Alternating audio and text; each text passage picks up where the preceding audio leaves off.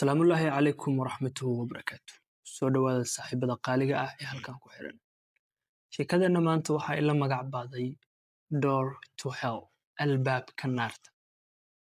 Bartamaha saxaraha weyn ee Krakow ee dalka Turkmanistan waxaa ku yaala god cabsi leh oo ballaciisu yahay 70 mitir, moolkiisuna yahay 30 mitir.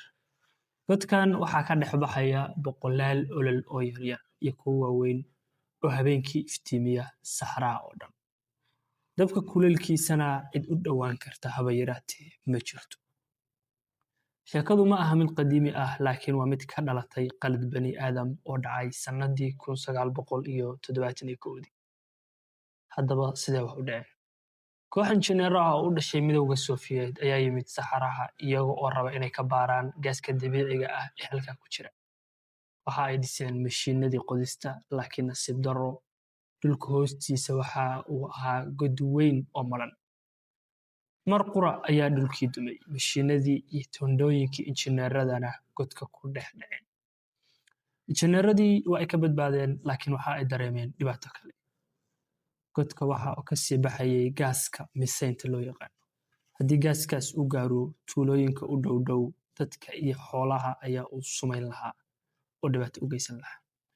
Si ay dhibaatadaas u xalliyeen, waxa ay go'aansadeen inay dab kale qabadsiiyaan godka gaaska oo ku jiray, iyagoo islahaa dhowr maalmood kadib gaasku waa u dhammaan doonaa, dabkuna waa u dami doonaa.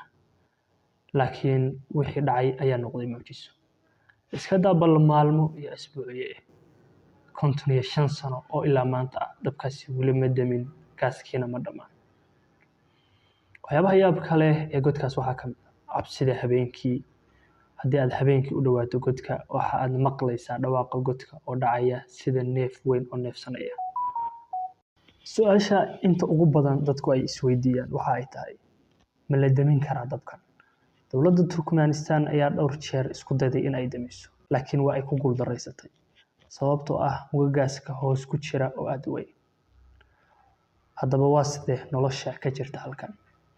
Sanadkii 2013, nin Shiineys ah oo lagu magacaabo George ayaa noqday qofkii ugu horreeyay ee xadhig ku dega moolka godka, isaga oo xiran dhar dabceliye ah. Waxa uu halkaas ka soo helay bakteeriyo nool oo ku dhex nool kuleylkaas aad u daran, taasi oo ahayd wax aad la yaab u leh. Haddaba daawade, maxay kula tahay? Miyaad awoodi lahayd inaad habeen madow ag taagnaato godkan ilaa dabkiisu meel fog laga arkayo?